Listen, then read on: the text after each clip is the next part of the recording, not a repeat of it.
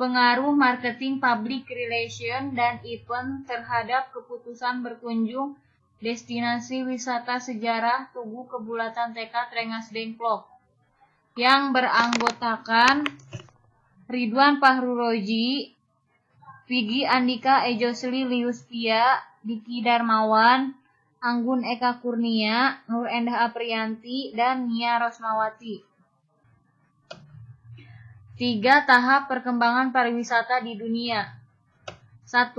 Zaman prasejarah atau prehistory. 2. Zaman sejarah histori. 3. Zaman setelah sejarah post-history.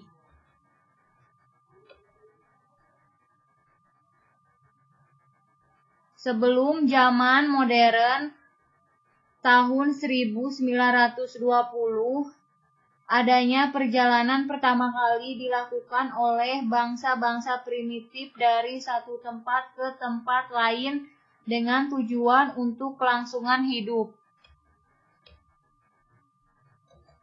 Tahun 1760 sampai 1850 terjadinya revolusi industri mengakibatkan perubahan dalam kehidupan masyarakat, antara lain dalam struktur masyarakat dan ekonomi Eropa. Terjadi pertambahan penduduk, urbanisasi, timbulnya usaha-usaha yang berkaitan dengan pariwisata di kota industri. Lapangan pekerjaan meluas ke bidang industri. Pergeseran penanaman modal dari sektor pertanian ke usaha perantara seperti bank, termasuk perdagangan internasional. Hal-hal inilah yang menciptakan pasar wisata. Munculnya agen perjalanan. Biro perjalanan pertama kali di dunia adalah Thomas Cook dan Son Ltd. Tahun 1840 Inggris dan American Express Company. Tahun 1841 Amerika Serikat. Perkembangan sarana di abad 20. Pada abad ini perkembangan wisata banyak dipengaruhi oleh perkembangan sarana angkutan. Pariwisata merupakan sektor andalan yang dapat dijadikan sebagai sumber devisa negara. Atraksi wisata sejarah merupakan bagian dari atraksi wisata di samping atraksi wisata alam dan budaya. Wijaya 2010. Di Indonesia, sektor pariwisata telah menjadi komoditas yang sangat penting dan sedang giat dikembangkan karena sektor ini telah memberikan sumbangan yang cukup besar dalam perekonomian bangsa, yaitu dalam upaya meningkatkan kualitas kesejahteraan masyarakat sekaligus memberikan subsidi yang besar bagi kemajuan suatu daerah. Wisata sejarah sangat berkaitan erat dengan pengelolaan pusaka heritage sebagai warisan kebudayaan masa lalu atau peninggalan alam. Dalam konteks Indonesia, heritage ini diatur dalam Undang-Undang Nomor 5 Tahun 1902 tentang Benda Cagar Budaya. Negara Indonesia memiliki potensi pariwisata yang sangat besar, mulai dari alam, sejarah, hingga kebudayaan. Semua dapat mendukung adanya aktivitas pariwisata seperti di Provinsi Jawa Barat.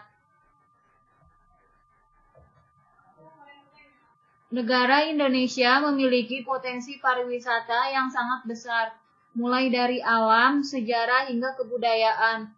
Semua dapat mendukung adanya aktivitas pariwisata seperti di Provinsi Jawa Barat.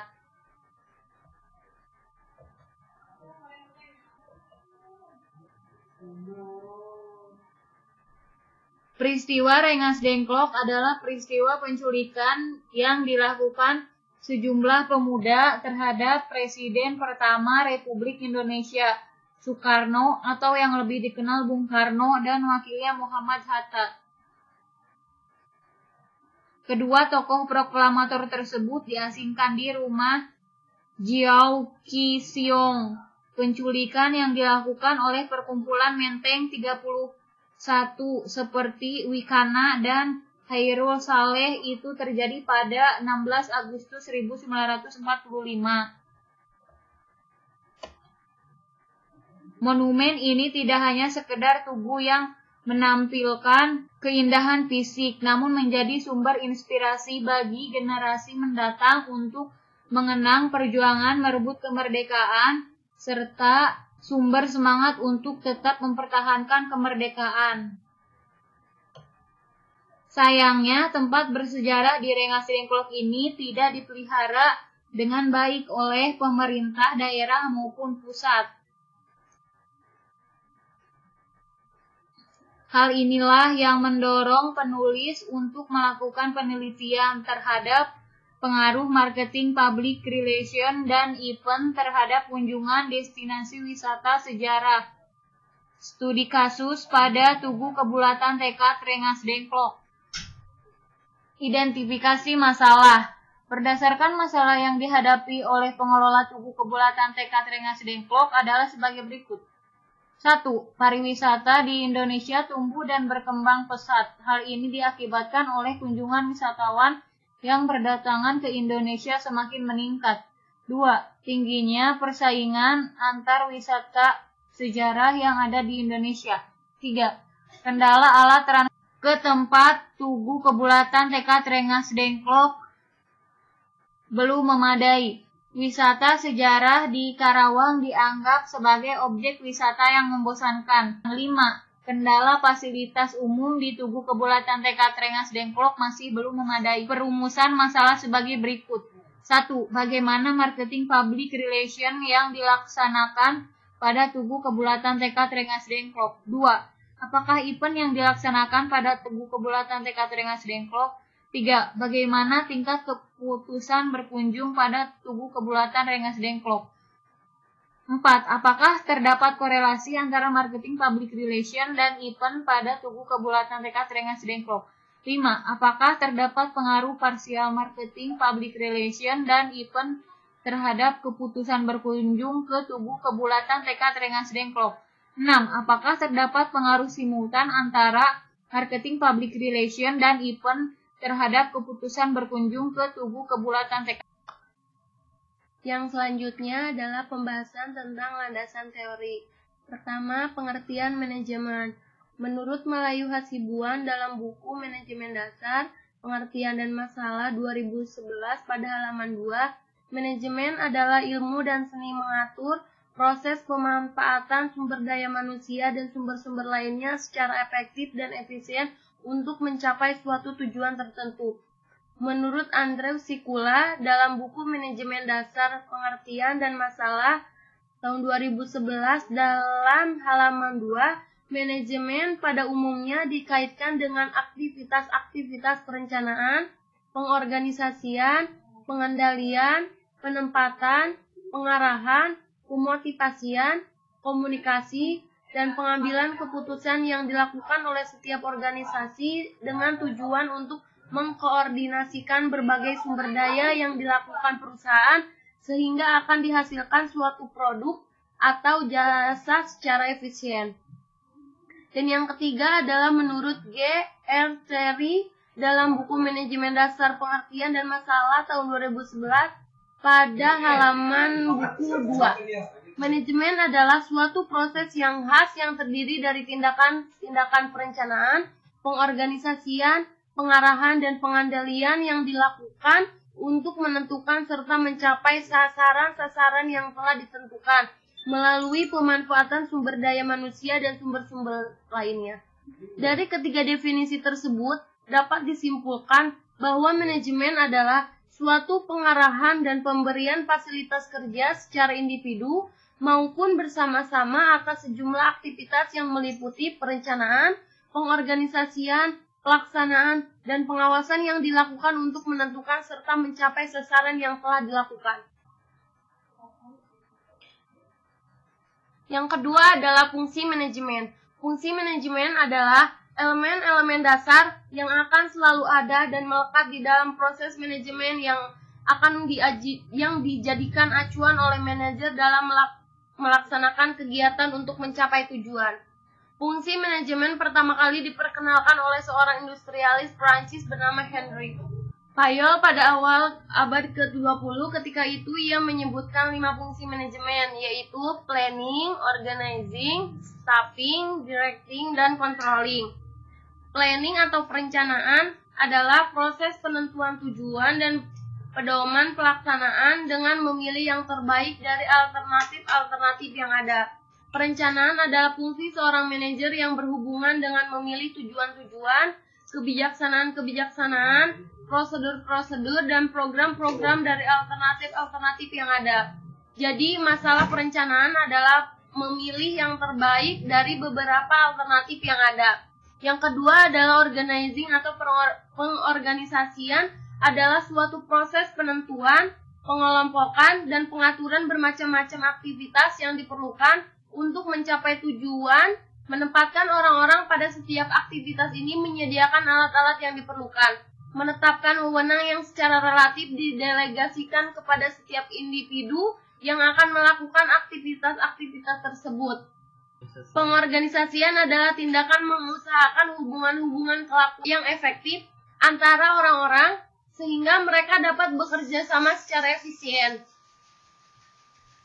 Dan dengan demikian memperoleh kepuasan pribadi dalam hal melaksanakan tugas-tugas tertentu dalam kondisi lingkungan tertentu guna mencapai tujuan atau sasaran tertentu. Yang ketiga adalah staffing dan directing, atau yang disebut dengan pengarahan. Pengarahan adalah mengarahkan semua bawahan agar mau bekerja sama dan bekerja efektif untuk mencapai tujuan. Malayu Hasibuan. Pengarahan adalah membuat semua anggota kelompok agar mau bekerja sama dan bekerja secara ikhlas serta bergairah untuk mencapai tujuan sesuai dengan perencanaan dan usaha-usaha pengorganisasian. Yang keempat adalah controlling atau pengendalian. Pengendalian adalah proses pengaturan berbagai faktor dalam suatu perusahaan agar sesuai dengan ketetapan-ketetapan dalam rencana. Pengendalian adalah pengukuran dan perbaikan terhadap pelaksanaan kerja bawahan agar rencana-rencana yang telah dibuat untuk mencapai tujuan-tujuan dapat terselenggara. Tiga adalah sarana manajemen. Untuk mencapai tujuan yang telah ditentukan, diperlukan alat-alat sarana atau tools. Tools merupakan syarat suatu usaha untuk mencapai hasil yang ditetapkan. Tools tersebut dikenal dengan 6M, yaitu man, money, material, machine, method, dan market. 1. Man merujuk pada sumber daya manusia yang dimiliki oleh organisasi. Dalam manajemen, faktor manusia adalah yang paling menentukan. Manusia yang membuat tujuan, dan manusia pula yang melakukan proses untuk mencapai tujuan. Tanpa ada manusia, tidak ada proses kerja, sebab pada dasarnya manusia adalah makhluk kerja.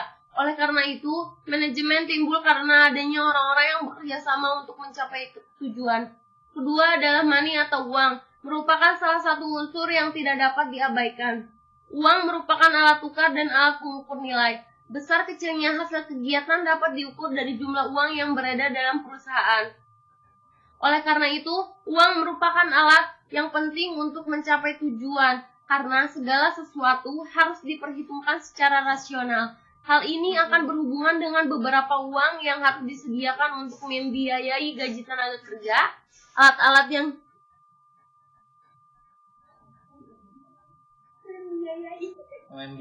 Hal ini akan berhubungan dengan berapa uang yang harus disediakan untuk membiayai gaji tenaga kerja, alat-alat yang dibutuhkan, dan harus dibeli serta berapa hasil yang akan dicapai dari suatu organisasi. Yang ketiga adalah material, terdiri dari bahan setengah jadi atau disebut dengan raw material dan bahan jadi. Masih kata-kata adik-adik. Material terdiri dari bahan setengah jadi dan bahan jadi. Dalam dunia usaha, untuk mencapai hasil yang lebih baik, selain manusia yang ahli dalam bidangnya, juga harus dapat menggunakan bahan atau materi-materi sebagai salah satu sarana. Sebab materi dan manusia tidak dapat dipisahkan. Tanpa materi tidak akan tercapai hasil yang dikehendaki. Yang keempat adalah machine, digunakan untuk memberi kemudahan atau menghasilkan keuntungan yang lebih besar serta menciptakan efisiensi kerja. Yang kelima adalah metode, adalah suatu tata cara kerja yang memperlancar jalannya pekerjaan manajer. Sebuah metode saat dinyatakan sebagai penetapan cara pelaksanaan kerja suatu tugas dengan memberikan berbagai pertimbangan-pertimbangan kepada sasaran, fasilitas-fasilitas yang tersedia dan penggunaan waktu, serta uang dan kegiatan usaha. Yang keenam adalah market atau pasar. Market atau pasar adalah tempat di mana organisasi menyebarluaskan atau memasarkan produknya. Memasarkan produk sudah barang tertentu sangat penting. Sebab bila barang yang diproduksi tidak laku, maka proses produksi barang akan berhenti. Artinya, proses kerja tidak akan berlangsung. Oleh sebab itu, penguasaan pasar dalam arti menyebarkan hasil produksi merupakan faktor menentukan dalam perusahaan. Agar pasar dapat dikuasai, maka kualitas dan harga barang harus sesuai dengan selera konsumen dan daya beli atau kemampuan konsumen. Yang keempat adalah prinsip manajemen. Prinsip-prinsip dalam manajemen bersifat lentur dalam arti bahwa perlu dipertimbangkan sesuai dengan kondisi-kondisi khusus dan situasi-situasi yang berubah. Menurut Henry Fayol, seorang pencetus teori manajemen yang berasal dari Prancis, prinsip-prinsip umum manajemen ini terdiri dari 1. Pembagian kerja, 2. Wewenang dan tanggung jawab, 3. Disiplin, 4. Kesatuan perintah, 5. Kesatuan pengarahan, 6. Mengutamakan kepentingan organisasi di atas kepentingan sendiri, 7. Pembayaran upah yang adil, 8. Pemusatan, 9. Hierarki, 10. Tata tertib, 11. Keadilan, 12. Stabilitas kondisi karyawan, 13. Inisiatif, 14. Semangat kesatuan. Selanjutnya adalah pengertian manajemen pemasaran.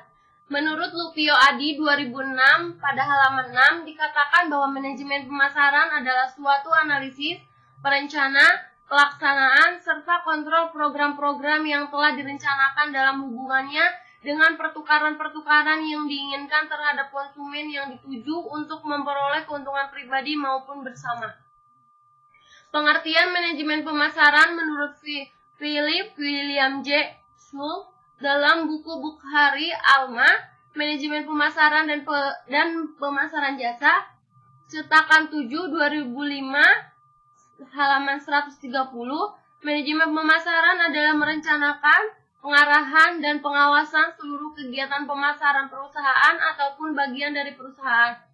Dari pengertian manajemen pemasaran di atas, maka dapat dikemukakan lagi satu definisi singkat dari Stanton 2005 pada halaman 88, yaitu marketing management is the marketing concept in action. Dari definisi ini mempunyai implikasi sebagai berikut.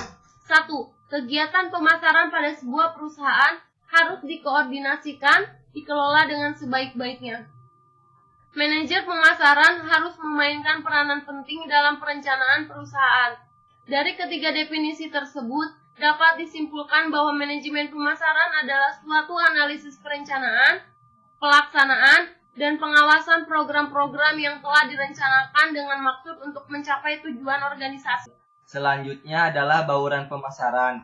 Menurut Lupio Adi tahun 2006, bauran pemasaran adalah merupakan alat bagi pemasar yang terdiri atas sebagai unsur suatu program event pemasaran yang perlu dipertimbangkan agar implementasi strategi pemasaran dan positioning yang ditetapkan dapat berjalan sukses.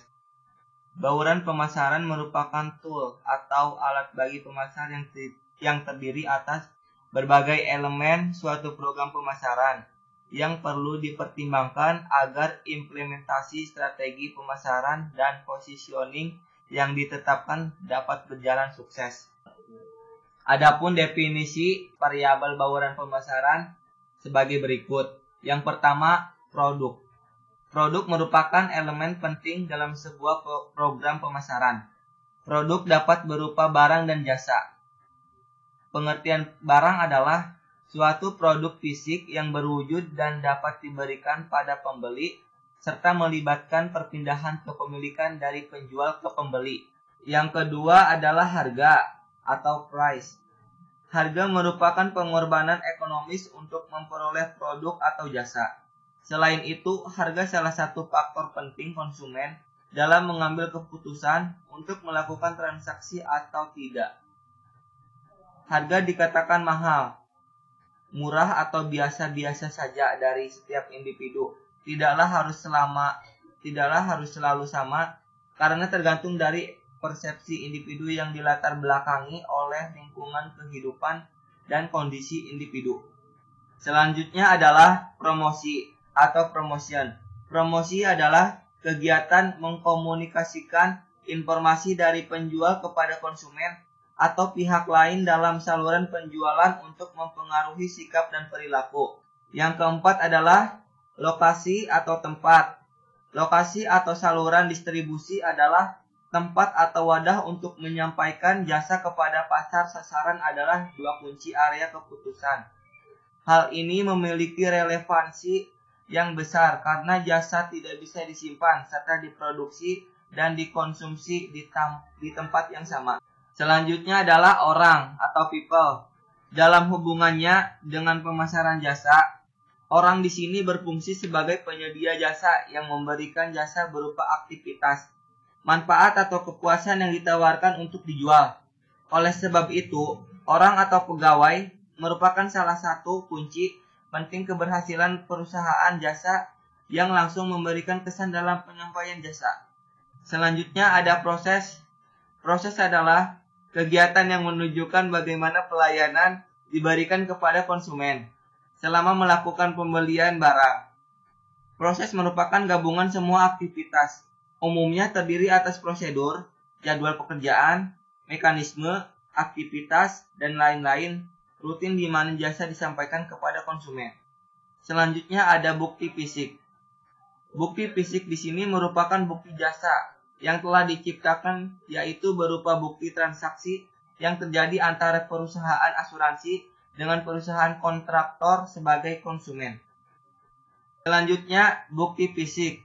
Bukti fisik di sini merupakan bukti jasa yang telah diciptakan, yaitu berupa bukti transaksi yang terjadi antara perusahaan asuransi dengan perusahaan kontraktor sebagai konsumen. Karakteristik bukti fisik merupakan segi paling nampak dalam kaitannya dengan transaksi jasa, atau dapat dikatakan sebagai perangkat yang diperlukan untuk menunjang penyajian produk dan layanan secara nyata dan berkualitas. Adapun di sini pengertian promosi. Menurut Kashmir, tahun 2005, halaman 207, promosi merupakan kegiatan yang paling ampuh untuk menarik dan mempertahankan konsumen. Salah satu tujuan promosi adalah menginformasikan segala jenis produk yang ditawarkan dan berusaha untuk menarik calon konsumen yang baru. Selanjutnya, tujuan promosi. Secara garis besar, promosi ditunjukkan untuk menginformasikan keberadaan dan keunggulan serta produk kepada para konsumen. Namun, demikian tujuan dilakukannya suatu kegiatan promosi tidak saja sebagai upaya menginformasikan suatu produk, tetapi juga sekaligus mengemukakan keunggulan produk dan mempengaruhi konsumen untuk melakukan tindakan pembelian. Proses dari tujuan promosi adalah dengan awareness atau keadaan akan adanya informasi suatu produk. Hal ini diperlukan agar konsumen tahu dan menyadari bahwa suatu pemuas kebutuhannya dengan segala keunggulannya telah tersedia di pasar. Kesadaran akan produk ini juga dimaksudkan agar konsumen merasa perlu memiliki produk tersebut. Adapun di sini bentuk-bentuk promosi. Bentuk-bentuk terdapat 5, yaitu periklanan, advertising, promosi, penjualan atau sales promotion, penjualan secara pribadi atau personal selling, hubungan masyarakat dan publisitas atau public relation and publicity, serta pemasaran langsung atau direct marketing. Yang pertama, periklanan atau advertising. Periklanan adalah setiap bentuk penyajian non-personal dan promosi ide, barang, atau jasa oleh suatu sponsor tertentu yang memerlukan pembayaran. Yang kedua, promosi penjualan atau sales promotion. Promosi penjualan terdiri dari kumpulan kiat intensif yang beragam, kebanyakan berjangka pendek. Dirancang untuk mendorong pembelian suatu produk atau jasa tertentu secara lebih cepat dan atau lebih besar oleh konsumen atau pedagang. Yang ketiga, penjualan secara pribadi atau personal selling. Personal selling adalah promosi yang dilaksanakan secara langsung atau tatap muka dengan tujuan mengarahkan, menguasai, dan memelihara hubungan pertukaran secara berkesinambungan. Yang keempat, hubungan masyarakat dan publisitas atau public relation and publicity. Merupakan berbagai program yang dirancang untuk mempromosikan dan atau menjaga citra perusahaan atau tiap produknya. Yang kelima, pemasaran langsung atau direct marketing. Direct marketing mengemukakan pemasaran langsung adalah sistem pemasaran interaktif yang menggunakan satu atau lebih media iklan untuk menghasilkan tanggapan atau transaksi yang dapat diikut pada suatu lokasi penjualan secara pribadi, merupakan bentuk utama dan tertua dalam pemasaran langsung. Yang keenam, event marketing. Merupakan salah satu cara promosi di mana organisasi menciptakan aktivitas yang bertujuan untuk memberikan pengalaman bagi konsumen agar mengingat dan membeli produk organisasi tersebut.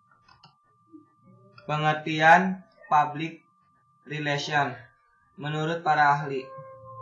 Menurut Rahmat Kriyantono dalam buku Public Relation Writing, Teknik Produksi Media Public Relation dan Publisitas Korporat, tahun 2008 halaman 5, mengutip pernyataan beberapa ahli lain selain John M. Marston tentang pengertian public relation, yaitu Frank Jeffkins. Public relation is a system of communication to create a goodwill. Public relation adalah sebuah sistem komunikasi untuk meningkatkan niat baik.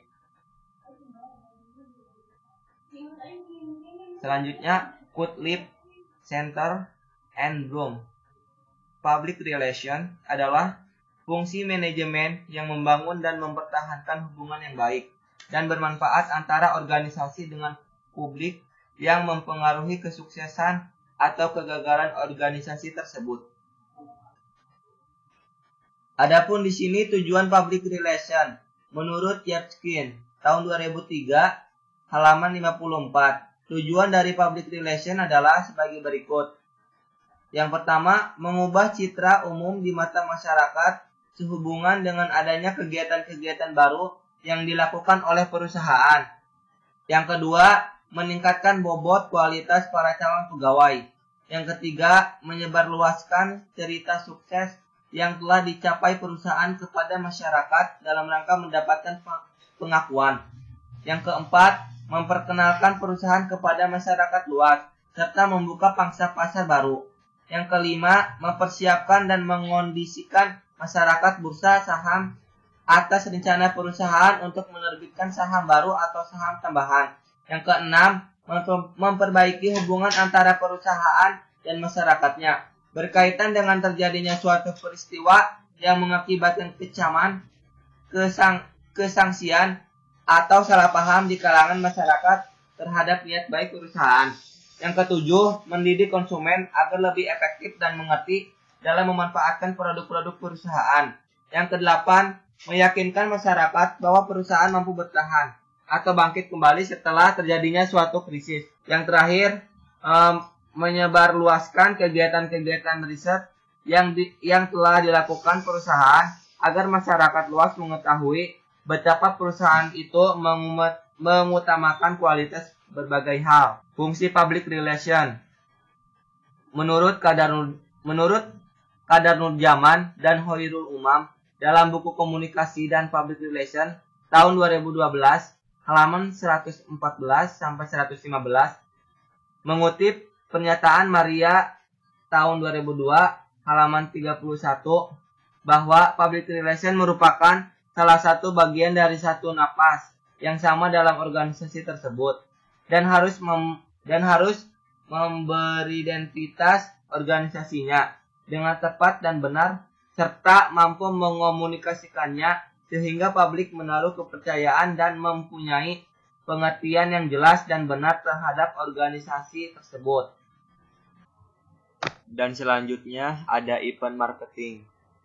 Menurut Nova tahun 2009 halaman 41 sampai 42, event adalah acara yang dibuat dengan tujuan untuk memperkenalkan produk dan layanan perusahaan, mendekatkan diri ke publik dan lebih jauh lagi dapat mempengaruhi opini publik.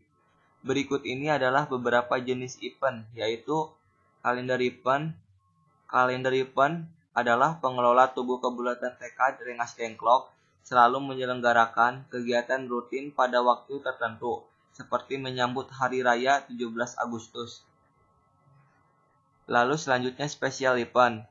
Special event di sini pengelola tubuh kebulatan tekad Rengas Dengklok selalu menyelenggarakan kegiatan yang sifatnya khusus dan dilaksanakan pada momen tertentu di luar acara rutin dari program kerja public relation seperti perayaan momen berdirinya tubuh kebulatan tekad Rengas Dengklok. Selanjutnya yang ketiga ada momen event. Momen event, pengelola tubuh kebulatan tekad Rengas Dengklok selalu mengadakan acara yang bersifat momentum atau lebih khusus lagi seperti pengajian rutin pada malam Jumat atau tawasulan. Lalu variabel ketiga ada keputusan berkunjung. Keputusan berkunjung adalah suatu individu yang secara langsung terlibat dalam mendapatkan dan mempergunakan barang atau jasa yang ditawarkan oleh pihak tubuh kebulatan tekad Rengas Dengklok. Untuk mengukur keputusan berkunjung ke tubuh kebulatan proklamasi terdapat 5 dimensi menurut Kotler dan Armstrong tahun 2006 halaman 179 sebagai berikut. Yang pertama, pengenalan kebutuhan. Proses pembelian dimulai saat pembeli mengenai masalah atau kebutuhan yang dipacu oleh rangsangan internal atau eksternal. Rangsangan internal misalnya dorongan memenuhi rasa lapar, sedangkan rangsangan eksternal misalnya seseorang melewati toko kue dan melihat roti yang segar dan hangat sehingga terangsang rasa laparnya. Yang kedua, pencarian informasi. Konsumen yang terangsang kebutuhannya akan terdorong untuk mencari informasi yang lebih banyak. Pada tingkat selanjutnya, orang itu mungkin memasuki pencairan aktif informasi dengan mencari bahan bacaan, menelpon teman, dan mengunjungi toko untuk mempelajari produk-produk. Sumber informasi konsumen digolongkan ke dalam 4 kelompok, yaitu pribadi, komersial, publik, dan pengalaman. Selanjutnya yang ketiga, evaluasi alternatif. Konsumen memiliki sikap beragam dalam memandang atribut yang relevan dan penting menurut manfaat yang mereka cari. Dalam memproses informasi, mereka kompetitif dan melakukan penilaian akhir. Tidak ada proses tunggal yang digunakan oleh konsumen dalam semua situasi pembelian. Selanjutnya, keputusan pembelian. Di sini dalam tahap evaluasi, para konsumen membentuk preferensi atas merek-merek yang ada di dalam kumpulan pilihan. Tahap konsumen benar-benar membeli produk tersebut. Keputusan membeli konsumen adalah membeli merek yang paling disukai. Tetapi 2 faktor dapat muncul antara niat untuk membeli dan keputusan untuk membeli. Faktor pertama adalah sikap orang lain. Faktor kedua, situasi yang diharapkan. Selanjutnya yang kelima, perilaku pasca pembelian. Para pemasar harus memantau kepuasan pasca pembelian, tindakan pasca pembelian, dan pemakaian produk pasca pembelian yang tujuan utamanya adalah agar konsumen melakukan pembelian ulang.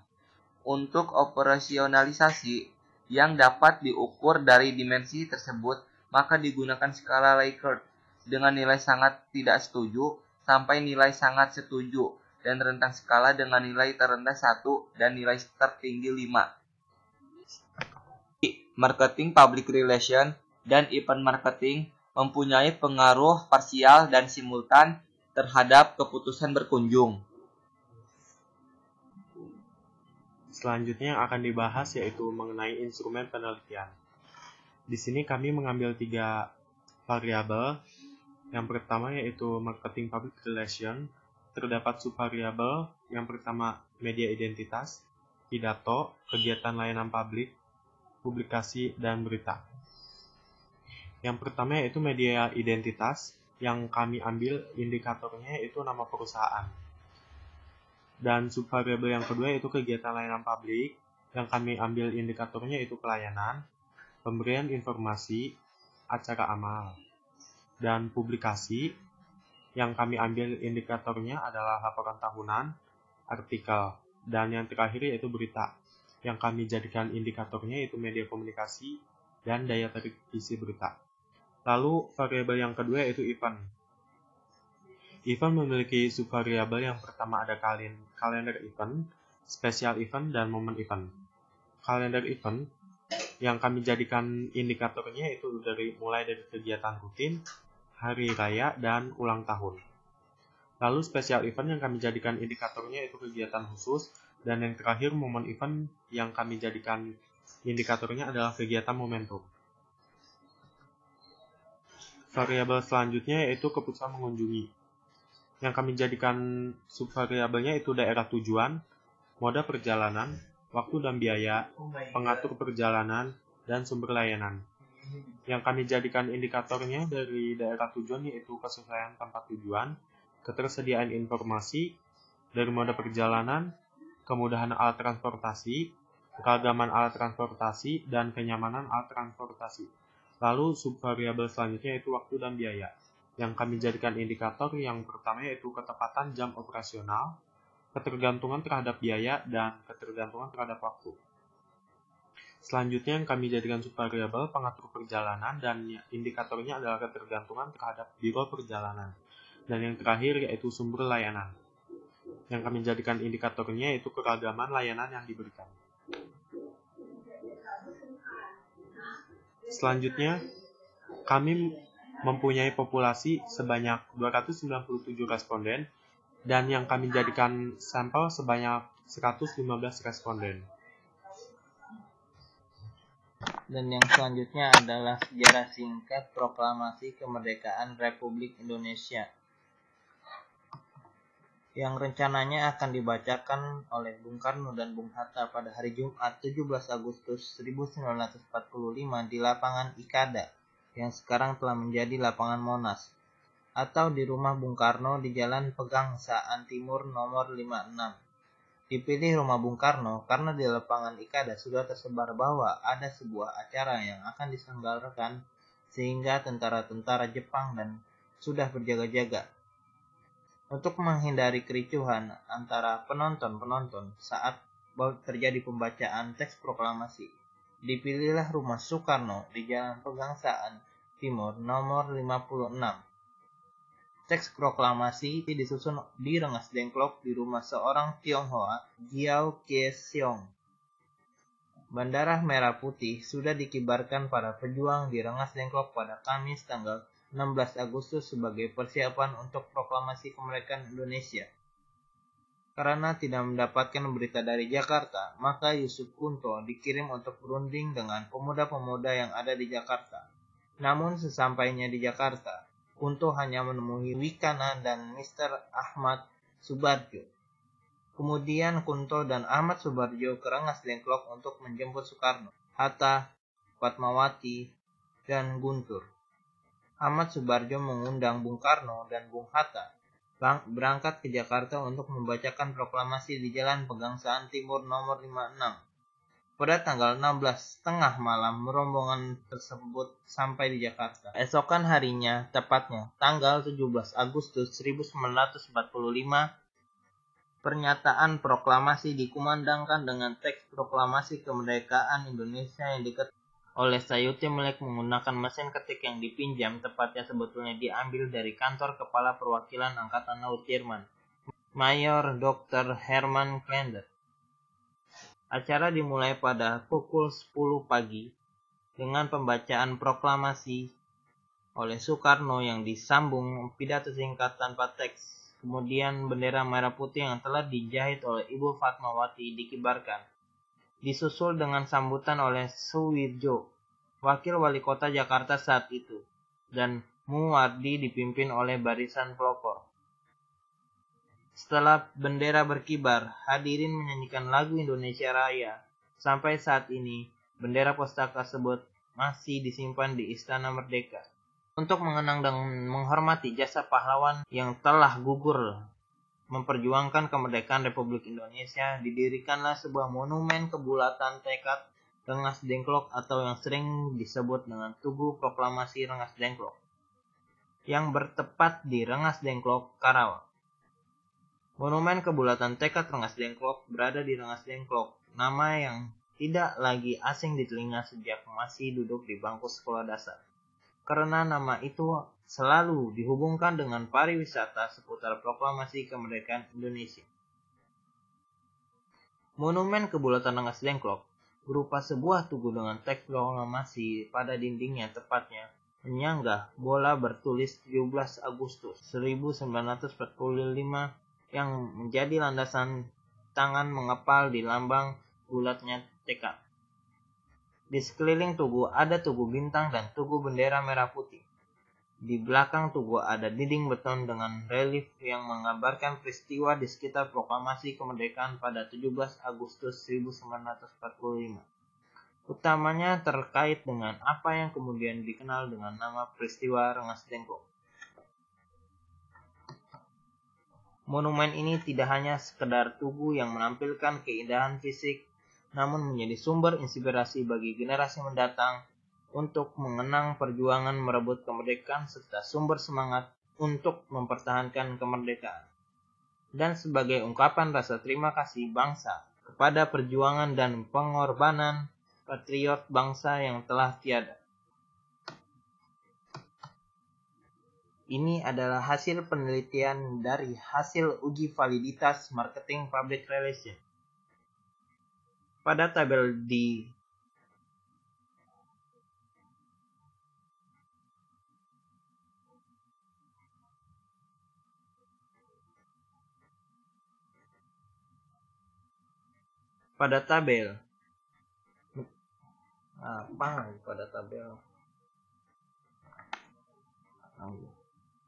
Pada tabel ini menunjukkan bahwa uji validitas variabel marketing public relation memiliki nilai R hitung di atas 0,3 atau R hitung lebih dari R kritis. Maka semua memiliki nilai R hitung di atas 0,3 atau R hitung lebih dari R kritis. Maka semua pernyataan kuesioner variabel marketing public relation dinyatakan valid. Dan ini adalah hasil uji validitas variabel event. Pada tabel ini menunjukkan bahwa uji validitas variabel event memiliki nilai R hitung di atas 0,3 atau R hitung lebih dari R kritis. Maka semua pernyataan kuesioner variabel event dinyatakan valid. Dan ini adalah hasil uji validitas variabel keputusan berkunjung.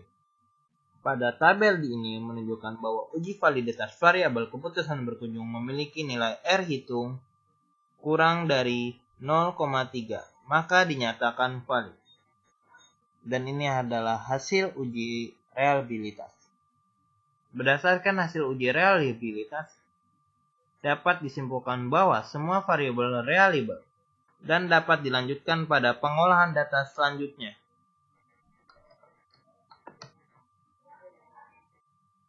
Dan ini adalah rekapitulasi variabel marketing public relation.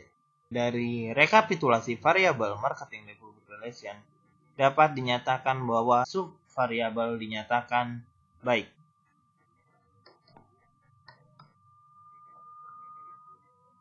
Dan ini adalah rekapitulasi variabel event. Dari subvariabel yang kita lihat di sini, maka variabel event dinyatakan baik. Dan ini adalah rekapitulasi variabel keputusan berkunjung. Dari subvariabel yang kita lihat di sini, maka variabel keputusan berkunjung dinyatakan baik. Dan tabel ini adalah korelasi antara marketing, public relation, dan event. Dari hasil analisis yang diperoleh, besaran koefisien korelasi di antara variabel bebas, yaitu marketing, public relation, dengan event dapat dinilai sebesar 0,658. Dengan demikian, marketing, public relation, dengan event memiliki tingkat hubungan yang kuat. Sugiono, halaman 184. Sehingga hubungan marketing, public relation, dan event saling berhubungan dan mempunyai hubungan yang kuat. Dan ini adalah pengaruh marketing, public relation, dan event terhadap keputusan berkunjung.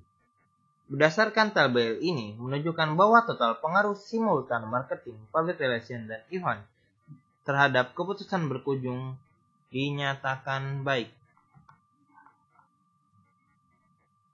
Berdasarkan perumusan masalah dan tujuan yang dibandingkan dengan hasil penelitian dan pembahasan, maka dapat memberi suatu kesimpulan sebagai berikut.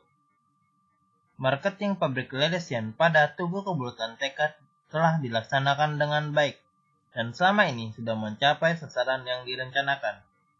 Ada beberapa indikator yang telah mencapai sasaran seperti indikator kegiatan layanan publik, publikasi, dan berita yang diberikan oleh pengelola tugu kebulatan tekad pada para pengunjung sehingga meningkatkan jumlah kunjungan ke wisata bersejarah ini. Yang kedua adalah event pada tugu kebulatan tekad telah dilaksanakan dengan baik dan selama ini sudah mencapai sasaran yang direncanakan. Karena event yang diselenggarakan oleh pengelola tugu kebulatan tekad seperti kalender event dan momen event mempunyai pengaruh yang penting sehingga memberi daya tarik wisatawan untuk mengunjungi tugu kebulatan tekad. Yang ketiga adalah keputusan berkunjung pada tugu kebulatan tekad selama ini sudah mencapai tepat sasaran. Karena ditandai dengan adanya beberapa indikator yang berada pada kriteria setuju antara lain daerah tujuan, moda perjalanan, waktu dan biaya, dan sumber layanan. Yang keempat, terdapat korelasi yang kuat dan positif antara marketing, public relation, dan event. Dan yang kelima adalah terdapat pengaruh parsial antara marketing, public relation, dan event terhadap keputusan berkunjung. Dan yang terakhir adalah hasil analisis pengaruh secara simultan marketing, public relation, dan event terhadap keputusan berkunjung sebesar 46,1%. Sedangkan sisanya 53,9% merupakan kontribusi variabel lain yang tidak diteliti. Adapun saran-saran yang dapat dipertimbangkan sehubungan dengan hasil penelitian dapat dijelaskan sebagai berikut. Secara umum, marketing public relation pada tubuh kebulatan tekad Rengas Dengklok sudah baik, namun masih ada nilai yang rendah dari 4 indikator tersebut. Hal ini disebabkan karena kurangnya media identitas berupa nama tugu kebulatan tekad Rengas Dengklok yang tidak mudah diingat oleh wisatawan, sehingga media identitas tidak bisa dijadikan andalan untuk menarik pengunjung. Secara umum, event pada tugu kebulatan tekad Rengas Dengklok sudah baik, namun harus ada yang diperhatikan. Salah satunya adalah indikator spesial event yang diselenggarakan oleh pihak pengelola tidak berpengaruh cukup baik dalam menarik minat kunjungan ke tugu kebulatan tekad Rengas Dengklok. Secara umum, keputusan berkunjung ke tugu kebulatan tekad Rengas Dengklok sudah memenuhi kriteria. Namun ada satu indikator yang menurut responden dinyatakan cukup setuju, yaitu indikator pengatur perjalanan. Dengan demikian, pihak pengelola tugu kebulatan tekad harus meningkatkan kerjasama dengan biro perjalanan sehingga dapat meningkatkan minat pengunjung ke wisata tugu kebulatan tekad Rengas Dengklok. Sekian presentasi yang sudah kami jelaskan. Jika ada kekurangan, kami mohon maaf. Terima kasih.